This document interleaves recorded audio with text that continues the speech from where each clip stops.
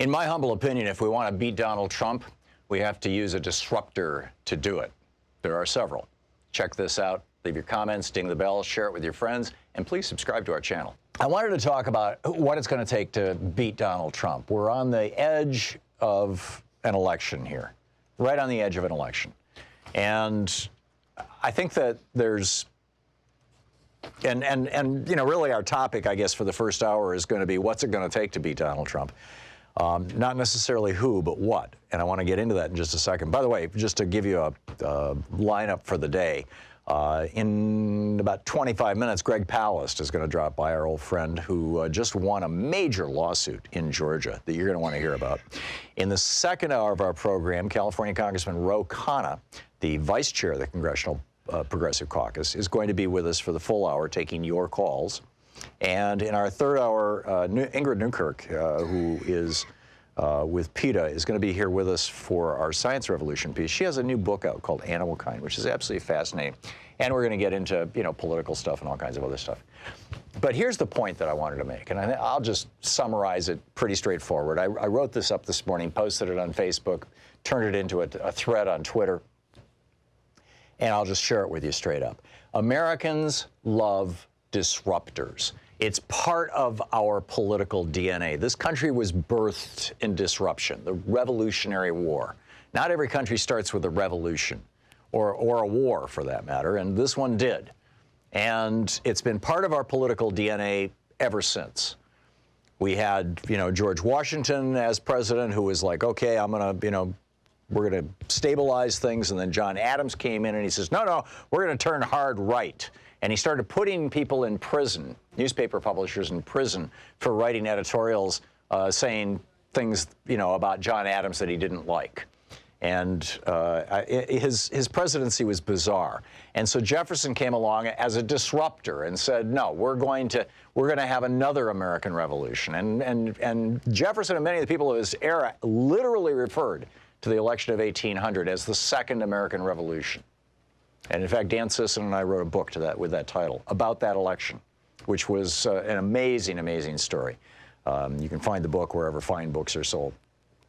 So then, you know, then things got back to kind of semi-normal for a while, and then Andrew Jackson comes along and says, I'm going to disrupt things, and, you know, we're going to pay off the national debt, and we're going to kill the Second Bank of America, and which he did, by the way, producing the longest and deepest Great Depression in the history of America, but he did. People wanted disruption.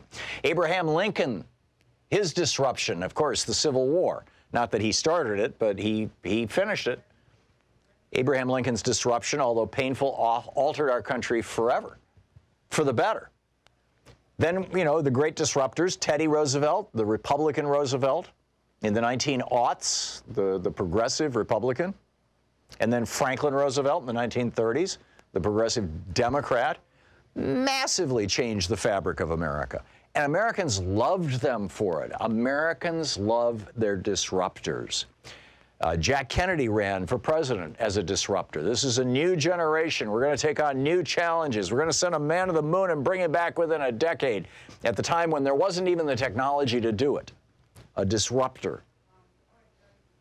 And when Jack Kennedy was assassinated, his vice president, Lyndon Johnson, continuing the disruption that Kennedy promised, Lyndon Johnson brought about frankly, one of the largest, at least economic and social, well, really both, revolutions in American history. The Civil Rights Act, the Voting Rights Act, the Great Society, Medicare, Medicaid. He literally created all those things from scratch. People are sitting around going, oh, Medicare for all, that's too big, you can't do that, it's a too big. Well, Lyndon Johnson created Medicare to begin with, right? Huge, disruptive. Reagan came along in 1980 and said, I'm going to disrupt things. And people thought, oh, well, maybe this will be a good thing, right? I mean, you know, Reagan was considered a radical, an extremist. Democrats referred to him as Ronnie Reagan. And he was a disruptor, and he did change America, not in a way that I'm happy about, but, you know, he got elected and he got reelected and you know, was beloved by his party anyway for a long, long time. And Bill Clinton came along in '92 and campaigned as a disruptor. Now, he didn't actually disrupt anything. In fact, he kind of extended the Reagan Revolution. Not kind of, he substantially extended the Reagan Revolution. And then the next president who came along as a disruptor was Barack Obama. And his disruption was historic.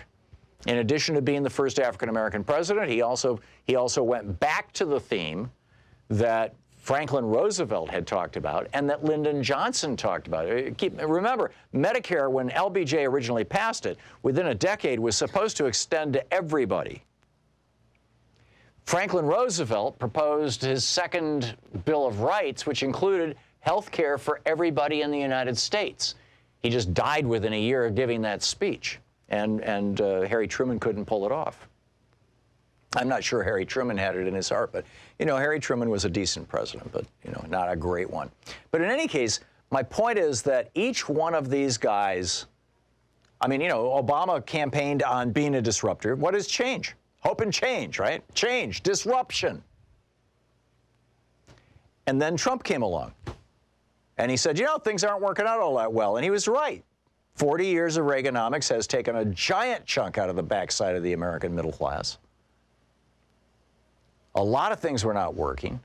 The rich were getting massively richer.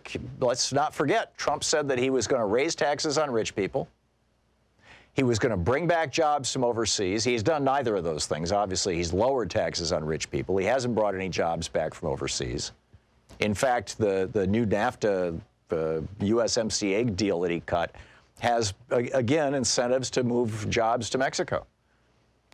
But he campaigned on these things that seemed progressive. In his State of the Union address, he lied through his teeth when he said, I will not cut your Medicare, Social Security, or Medicaid.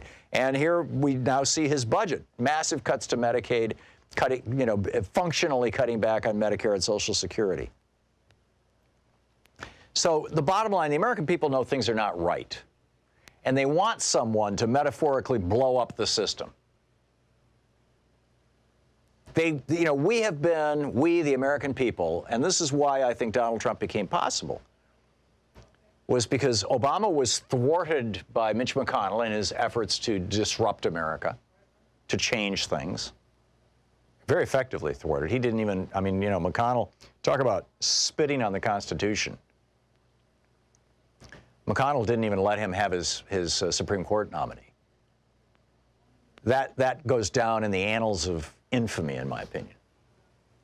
Mitch McConnell, you know, one of the most unpatriotic members of, you know, elected members of Congress in my lifetime. So the bottom line here, what I'm saying with all this, is that, in my opinion, this election, this 2020 election that's coming up in November of this year, is not about left or right. I mean, Trump scrambled all that by adopting all these left-wing points, right? Like, you know, I'm going to raise your wages. I'm going to reduce middle-class taxes. I'm going to raise taxes on rich people. I'm going to bring jobs back. We're going to blow up the trade deals, et cetera, et cetera. This isn't about left or right. It's not about socialism or capitalism. We have a capitalist system with large elements of socialism in it, from Social Security to Trump giving $28 billion to the farmers. When all the Republicans were screaming socialism, when Barack Obama gave $12 billion to the auto industry to keep it from going down in flames. Remember that? This is not about socialism. It's not about capitalism. This is about the status quo versus the disruptors. And to the extent that Donald Trump has an edge in this election, to the extent that Donald Trump has a chance in this election, it's the extent to which people believe that he is actually changing America. I think probably more than 50% of voters are not all that certain about what kind of change they want. They just know things aren't working. Their kids are 50 grand in debt. Their parents are having to go bankrupt in order to get long-term nursing care. They themselves are paying a fortune for health insurance and can't go to the doctor because they can't afford their co-pays. I mean, people know that we're screwed. And that's why I think that the Democratic candidate who most likely will beat Trump is a disruptor. And I can identify several disruptors, but I don't want to get into individual candidates in this. But I just want to be very clear. This is not just a, we need a revolutionary Bernie screed. I'm seeing several candidates who are talking about disruption, and I think that that's a good thing. And if we don't talk about disruption, and if we don't have a disruptor as our Democratic candidate, we're not going to get back all those people who voted for Obama and then voted for Trump, all those people who voted for Bernie in the primaries and then voted for Trump. We need a disruptor. What do you think?